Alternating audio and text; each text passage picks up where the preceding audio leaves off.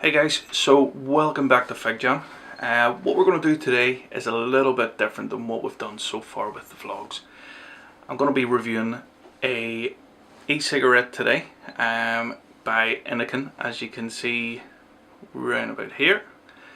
It is the Innokin Itaste Kroma kit. As you can see there, I went for the green one. It's not a bad mod, I'll be honest with you. For those of you who are looking to upgrade from the pen style e-cigarettes, just to give you something with a bit more power, a bit more flavour, a bit more cloud, definitely is the next step up. I think it's fantastic. It's small, it's discreet. Comes with the slipstream sub-ohm tank. Let's see if I can focus on that. As you can see, holds around 2 mils of liquid, which is pretty standard now due to the TPD guidelines. But we'll have a look at it up close. We'll break it down and we'll see just how it works, and come back up again, have a vape on it, and I'll give you my thoughts, opinions and the price. Also a big mention and a big thank you to the E-Cig Shop NI for supplying the Kroma for review. But we'll have a vape and we'll go to the up and close.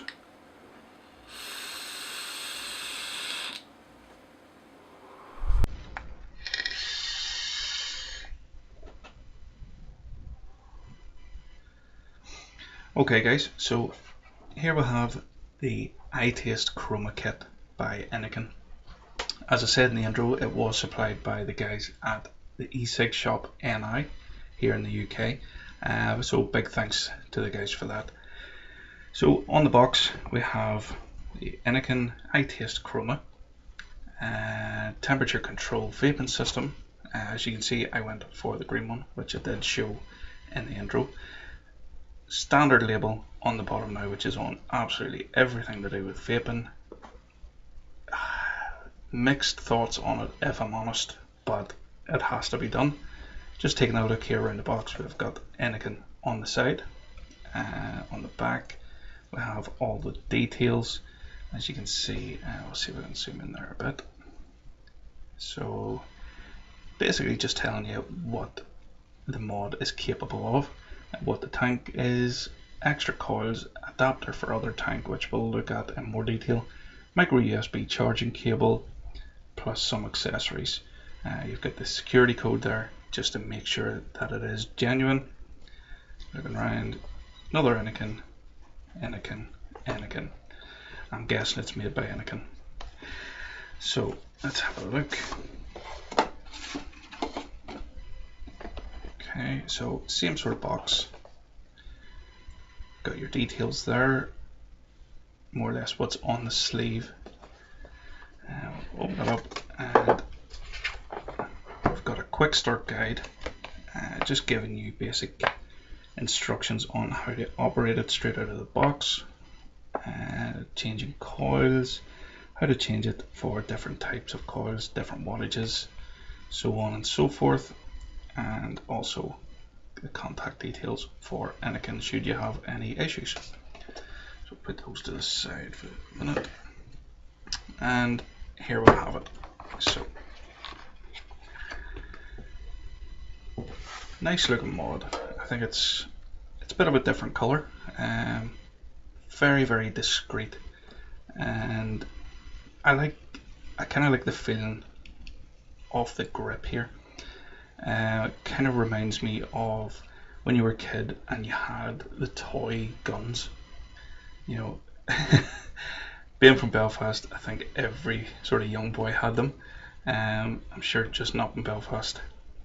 But it has like a kind of textured, hopefully the camera can pick that up there, which it does make it a bit more comfortable to hold. Very ergonomic design, fits in the hand really well.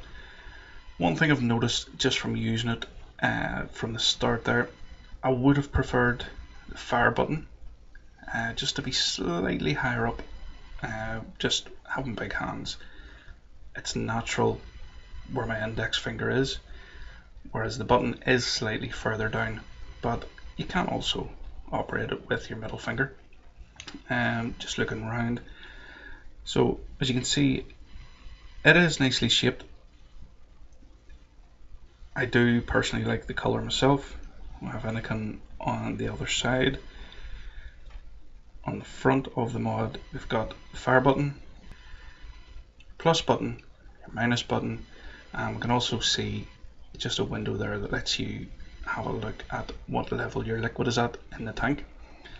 On the bottom there, you can see it's 2000 milliamp battery. I'll be honest guys, it does go up to 75 watts, but on a 2000 milliamp battery, it's not going to last very long. Yes, it is capable of the 75 watts. I have tried it, it does work, but as I said, it's not going to last forever. One thing I have noticed is at lower wattages, the battery's actually not bad. It will last you if you're not chain vaping all day. So we'll have a look at the tank. So on the top, as I said, we've got the slipstream tank. Top airflow, you've got sort of different settings there. It just kind of clicks into place at different intervals. The airflow's okay.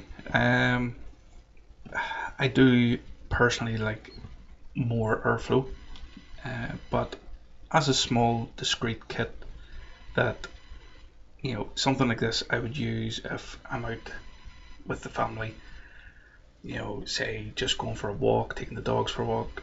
If I'm around people, you don't want to be blowing massive clouds around everyone, because then you get complaints and that just ruins it for everyone. But we'll have a look here. We'll take the tank out. As you can see, it is recessed actually into the mod, as you can see there. So the only downside I can see to this at the minute is the circumference of the opening here is slightly smaller than 22 mil, which means it's going to be quite hard to find another tank to actually fit the same as the slipstream. But Innokin seems to have thought of everything, and we have the 510 adapter. We'll look at that closer in a few minutes. So as you can see, we have got the 510 pin pretty far down in the mod. There's not much of a throw on the spring. It is spring loaded, but not overly much. The tank itself, it's not bad. You know, it is basically the next step up from your standard pen type, sort of atomizers, things like that. We've got a child-proof lock. As you can hear, it just clicks. So to open the tank to fill with juice, you push down, kind of like a medicine ball, and it just kind of lifts out. Now, as you can see, I've already got liquid in there. To me, this is another con. You know, there is other tanks out there, not necessarily high-end tanks, but a company such as Innokin, who've been in the vaping game for quite a bit, I would expect them to come up with a better sort of process of filling the tank with juice rather than taking the actual coil out itself. But nonetheless, it's not bad. You know, still the flavor on it is fine. Just while we're here, to change the coil, it's literally as soon as you take it out, same way you would to fill the juice, you just grab the tank, usually with a cloth or a piece of kitchen roll, something like that, and unscrew it, screw the new one in, and Bob's your uncle, you're ready to go. So we'll screw that back on, because knowing my luck, I'll spill it all over my table. On the side there, hopefully you can see that, there is a max fill line, and basically, even though with the coil out of the tank, it will hold a lot more juice, but taking into account when the coil is put back into the tank with the displacement, it is going to make the level of the juice rise. So that's why they give you the max fill line. So it's more or less just up to where the top of the window is, just there. So it is quite easy to see where you're filling it. So as I said, on the airflow, we've got different sort of settings. It is quite clicky, which I do like personally. So you can sort of minutely adjust it. Can close it off more or less completely full, and it'll give you kind of like a mouth to lung vape, or you can open it fully for a straight to lung hit. Me personally, I would be more inclined to use straight to lung, simply because I've been using it for most of the time while I've been vaping. But I would use a mouth to lung setup now and again, just for something different with a higher nicotine. On the top, we've got the Delrin 510 drip tip, which just pops off, and majority of 510 drip tips will fit in there. So it pops on like that. On the bottom, we've got kind of it's more recessed, the 510 pin. So I wouldn't recommend it for the hybrid mods, which do require the protruding 510. So pretty straightforward way to get it set up straight out of the box. There's not much to it. Set that to the side. On the inside of the box, as I said, we've got the 510 adapter. So basically what this means, as I stated there, you will be hard pushed to find a tank that is going to fit into the recess there the same way that the Slipstream does. But Innokin have sort of give you this 510 drip tip adapter, which screws into place.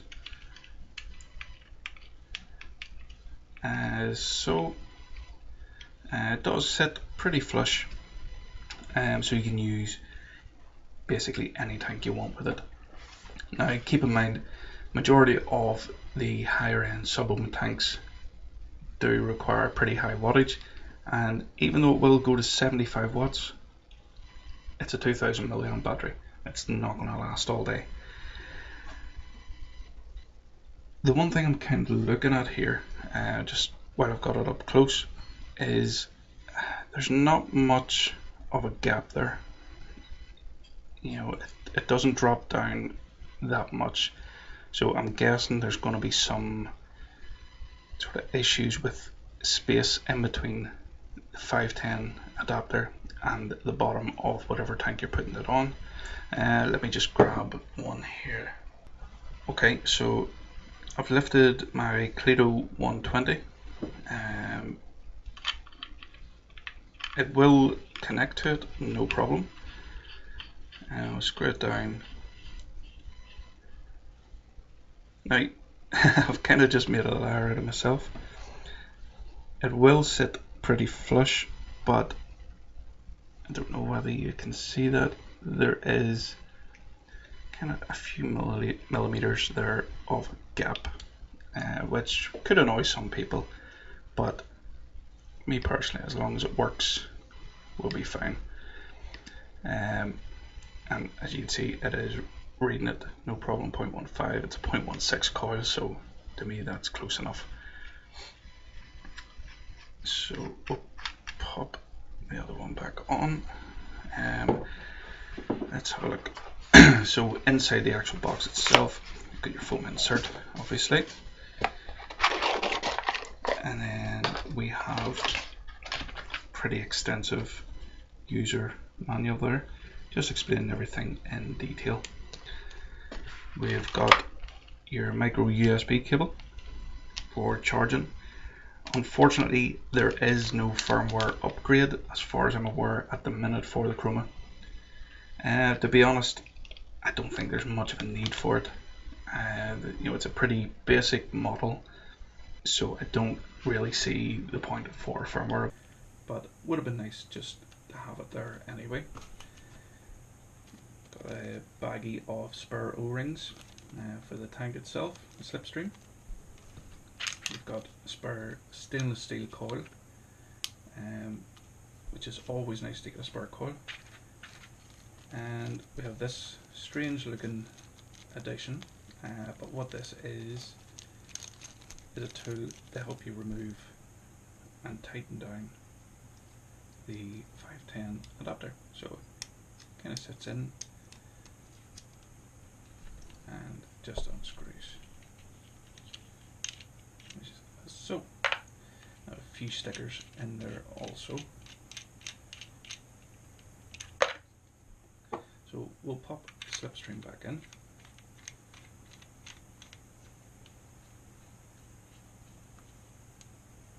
And I've kind of just noticed, I kind of like that, where when you screw the tank in, the slipstream does sit to the front. Does help with those of us with OCD. But we'll put all this to the side for the minute. So let's have a look at the setup of the actual screen itself. So as you can see at the minute, it's your pretty standard layout. So let's just grab this so I'll show you. So at the top, you can see from the top down we've got your ohm reading, we've got your voltage reading. In the middle we've got your wattage, your amount of seconds that you're vaping, and your battery level. Standard Innokin setup, to change the wattage you're holding in plus or minus button until it flashes just for a few seconds, and it goes up in 0.5 increments, and the opposite way as well. To change it from wattage mode to temperature control, you're holding in the positive and the fire button, and you can see it cycles through. So at the minute we've got wattage, then we've got nickel, titanium and stainless steel, and then back to wattage. Holding in the minus and the fire button changes it straight in to temperature control, and as you can see, it's as if the buttons are locked. Same rule applies here with the temperature mode. Holding in the button until it flashes and goes up in 5s again. So it will go down to 300 degrees Fahrenheit and up to 600 Fahrenheit. Me personally, I'm not a big fan of temperature control, but it is there should you wish to use it. Another thing to notice, once you're in temperature control, if you hold the minus button and the fire button, you can adjust your preheat wattage. So we've got, it'll go up in 5 watt increments, up to 75, down as low as 25 watts just at pre-fire. So we'll change it back into wattage mode. There we go. And usual 3 clicks turns it off, and 3 clicks turns it back on. So that's pretty much it, guys. It's a pretty straightforward mod, handy to have, very very discreet. I like the design of it personally, as I said, but we'll put it back up to the main camera and I'll give you my thoughts, the price at which the guys at the E-Cig shop are selling the mod for, and pros and cons. Okay guys, so that was the review for the Itaste Kroma by Innokin. Pros and cons. Pros first. I love the look of it. I love that it's discreet. I like the design of it. It's comfortable to hold. Decent mod. Slipstream tank is probably one of the best tanks to move up from, just in increments from using the standard sort of eco pen types. I do like the way it sits recessed into the actual mod itself.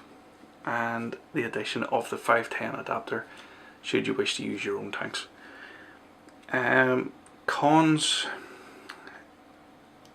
pretty small one, but just me personally, I would have preferred the fire button just up towards the top, just as it's so natural for your index finger to go there when you're holding the mod. Not a big deal, but just a silly thing like that. Another con, I wish they had made the 510 adapter just slightly deeper, so there was no gap in between your tanks or atomizers. But all in all, great wee mod. Good one to start off with should you wish to proceed from the pen types. As I've said throughout the video, it was supplied by the guys in the E-Cig Shop NI here in the UK. Big thanks to that. Price wise, currently the E-Cig Shop are selling a full kit, as I've just reviewed, for £38, which is not bad. You know, it's a decent price. They come in a variety of different colours. Personally, I've seen blue, black, silver, white. You know, there's quite a choice. But all in all, great mod. Yeah, I kind of like it. So don't forget to leave a like and subscribe. It will help me out a hell of a lot, and it'll be much appreciated. If you have any questions, pop them down below and I'll do my best to get back to you. I'll have all the links should you wish to purchase the Kroma, and I'll have a few links to the E-Cig Shop NI. Go check them out, guys. Fantastic shop, and I will see you next time.